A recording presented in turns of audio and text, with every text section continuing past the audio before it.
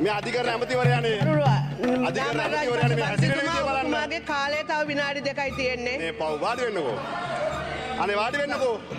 හරි වාඩි වෙන්න. බොහොම හොඳයි. බොහොම ස්තුතියි. විනාඩි 2යි කාලය තියෙන්නේ. thank you.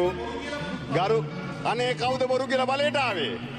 බොරු කියන්නේ අපිද ඔබතුමාලාද කියන එක පිළිබඳව කාලය විසින් ඔප්පු කරයි. දැන් මම දැක්ක අපි විමල් රත්නායක අමාත්‍යවරයා පහුගිය දවස්වල කිව්වා මම පාර්ලිමේන්තුවට ඇවිල්ලා එතුමාලා නැති වෙලාවට ගරු මුල්ලාසාරණු මන්ත්‍රීතුමියා කතා කරනවා කියලා. ඉතින් මම එන්නේ පාර්ලිමේන්තුවෙන් දෙන වෙලාවට. ඉස්සර වගේ නෙවෙයි. ඔබතුමාලා දවල්ට කාලා දැන් ගෙදර යනවා. ඉතින් මගේ කතාව හම්බෙන්නේ කෑමෙන් පස්සේ. දැන් අද හැමතුමා අදත් නැහැ. ඉතින් දවල්ට කාලා ගෙදර ගිහිල්ලා මං කට්ටිය නැතිලට වෙලා කතා කරනවලු. එහෙමනම් එක්ක මට පාර්ලිමේන්තුවේ කැන්ටින් මේ මේසෙක නග්ගලා කතා කරන්න. එතකොට 159 මෙමි ඉන්නවා. එහෙම නැත්නම් 159 අතිගරු ජනාධිපතිතුමා ඉන්න වෙලාවක් කියන මම එහෙලා කතා කරන්න. ඒ හින්දා ඔබතුමාලාගේ නොහැකියාව වහගන්න මේ රටේ ජනතාවගේ පිට බරපතවල දේශපාලඥයන්ට ඇඟිල්ල දික් කළා හරියන්නේ නැහැ.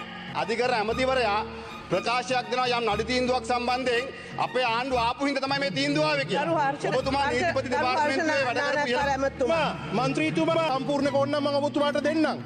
ඒක ඔබතුමා අධිකරණ ඇමතිවරයා. ඒක නිවැරදි කරන්න. මම ඔබතුමාගේ හොඳට කියන්නේ. මම මේ ඔබතුමාගේ හොඳට කියන්නේ. මගේ හොඳකට නෙවෙයි. ඔක මම කියපු එකක් නෙවෙයි. මොකද රටේ අධිකරණ ඇමතිවරයාගේ ප්‍රකාශයක් කරු මූලාසාරවලට මන්ත්‍රීතුමියා අධිකරණ ඇමතිවරයාගේ ප්‍රකාශය රටට ගැලපෙන්නේ නැත්නම් ඒ ප්‍රකාශය පිළිබඳව එතුමාලා මතක් කරලා දෙන්න අපිට වක්කීමක් තියෙනවා. මේ ජ්‍යෙෂ්ඨ නීතිඥයෙක් නීතිපති දෙපාර්තමේන්තුවේ වැඩ කරේ. අධිකරණයෙන් ජීවත් වුණේ. ඉතින් එහෙම කෙනෙක් කරු විනිශ්චයකාරවරුන් පිළිබඳව යම් ප්‍රකාශයක් දේශපාලනික වශයෙන් අපිට හැංගෙනවා නම් ඒක කියන්න අපිට අයිතියක් තියෙනවා.